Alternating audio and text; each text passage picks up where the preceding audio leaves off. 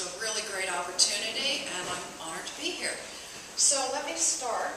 I have a quick video to show you first, and we'll do that, and just a little something to read over it. Fear not, this is not a lecture, but this is a video of a work that, to continue.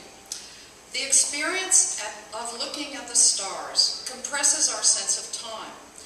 When seeing photons from hundreds of millions of light years away, now is neither the origin of the star's light nor our presence seeing it. It's both simultaneously. Einstein's theory of relativity states, and quantum physics confirms, that from the point of view of a photon, there is no time. At the speed of light, time slows down to zero. Since the photon moves at the speed of light, it sees the whole universe at once. A photon is in the perpetual present, everywhere at once. Time and space collapse into now.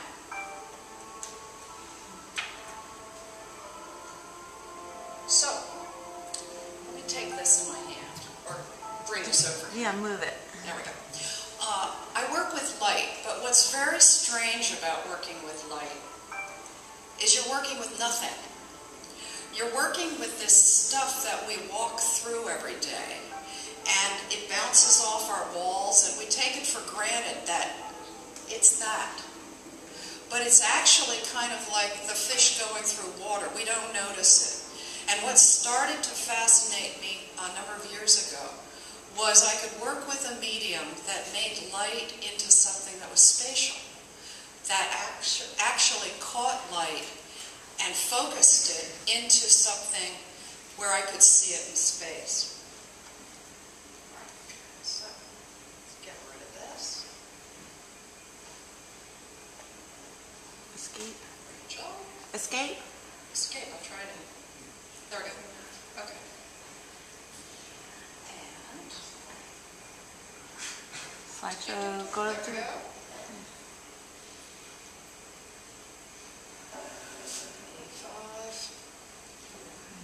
What is it on Mac? Go up to the top slideshow, play from start. Top menu. Yeah. Yeah. Okay. All right. Well, so for me, a photon is always in the present. Or I try and think about that. It's not something you can really, get your head around. But it's nice to try and think about. I started working in the 80s with a medium called holography, which a number of you might know about. In fact, all of these discs are made with a technique that is holography. And it's a slightly different variation from the way I work, but it does the same thing that you see on each one of those discs, which is break up light into a spectrum. And what this piece is, alignment is actually one sculpture, but this is 3 views of it. From a distance, you see 3 lines, and they're actually projected about 5 feet out in space. Then as you walk towards it, you see the middle image, and they overlap, and you start to get a mixing of all the colors. As you walk in closer, you're actually in the spectrum. That spectrum is projected on the viewer, and they're inside the sculpture in essence. And this kind of working with light as a dimensional element, as a spatial element, was what attracted me to the medium. Another piece done for a commission for a museum in Germany called Signature of the Source uses the same idea, but in this case, the rondelle at the top has each one of those pie-shaped elements reinforces the image, so as you walk around, you see those lines of light projected 5 feet above and 5 feet below the window panel itself. I'm also interested in sunlight, and a number of works mostly in the 90s, used sunlight to illuminate either holographic installations, or in this case, this was a glass installation using digital imagery that's laminated into glass. Called Matrix, it was for the entrance of a library, and what it included was down to 10-point text about seeking and finding and the patterns that are included are from all over the world. And it's really looking into the idea that communication comes out of this gradual progression of going from signs and symbols to the beginning of text and then to code.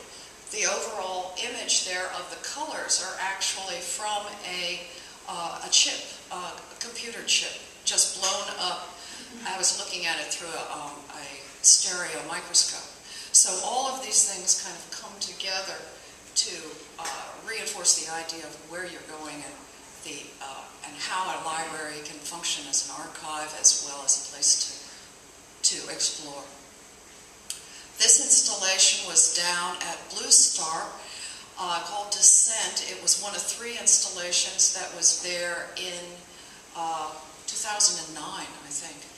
And it's composed of 6 elements, 6 different images, all made holographically. But the light from illuminate them is creating the pooling of colors on the ground. These are the 3 of the images. The figures are crossed by these patterns of light and dark, which are actually generated by internal movement from within the figure, either breath or a little bit of muscle tension or the movement of blood. And the idea was to use a holographic technique called interferometry, where it captures microseconds between 2 exposures, and like a moire pattern, you get these patterns build up. So you could think of this as almost going on all the time, but we can't see it. It's just that layer of reality that we can't see, but it's there. That kind of movement, those kind of patterns. And what I liked about them is they also look something like some of the earliest type of tattoos, which seem to come from very naturalistic plant forms and all kinds of spirals and patterns that came out of the South Sea Islands. These pieces are about like that size. In this case, what I'm thinking about here is the idea that every now and again, you have a time when you see something snaps, something collapses time for a split second. You could be walking down the street and suddenly you get a different idea. You look down a little side street and for a split second, the world has changed. It's those kind of moments that I really like and I try and work with and incorporate. It's that sense of presence, and part of it comes out of working with light and being very sensitive to now depth and seeing depth and perceiving depth. But also it comes out of the presence of something, and how do you create that sense of presence. These are from a new series of prints that I started, digital images, in about 2008, and they're derived from landscape photos. But then I work with them in sort of a painterly fashion to get a sense of memory and a sense of time, that it's a moment caught. It's not the place itself, it's what you remember of it. It's something of a sensibility before it fades. And so I'm working with that idea of the transience of time, motion, and memory. Old Route 66 is out near Albuquerque, and Abiquiu is near Santa Fe. It's where Georgia O'Keeffe had her house for many, many years. And the color, I'm afraid, is lost in this one. In the same way, I've done a series of images that are in multiple layers of glass. Again, working with this idea of memory, where the image is reinforced through dimension, but it also allows for something different to happen than just a photographic remembrance of place. And building those kind of images up, which actually started back when I was doing the figurative work and laminating them in glass. In this case, they're held in glass, so they're a little more fragile, but that tentativeness is something about memory as well. This is from a new series of works, which are also digital prints, but they're looking at the very small and trying to make them into something that we've forgotten to look at, or to bring them to the fore. So the network that's in them is just as intricate, but we don't see it. And trying to capture that sense of the moment, but also before something fades. All of these works, these prints are about 48 inches tall, and the detail gives you a little sense of how they are, how much detail there is in the prints. This is the same. And I'm really trying to make them almost come off the page so that you're grabbed by them, really, because they're insignificant. That little tiny seed was about this big, but when it's blown up to be about this big, you look at them and you see something that's that wonder, that presence that we forget is all around all the time. A shadow is not a thing and has no mass. It is the absence of light, weightless and without energy. I read an article by this woman, Margaret Wertheim, and what interested me about her article was that a shadow could go faster than light. And it didn't sound possible, but what she suggested was that if you take, she was saying a Klug light, one of the giant lights like they use for around theaters at times, and put the bat symbol in front of it from Batman, and swung it around. Light, photons move in a straight line, but the shadow would move faster around in a circle. It's a theoretical thing, but it actually is true.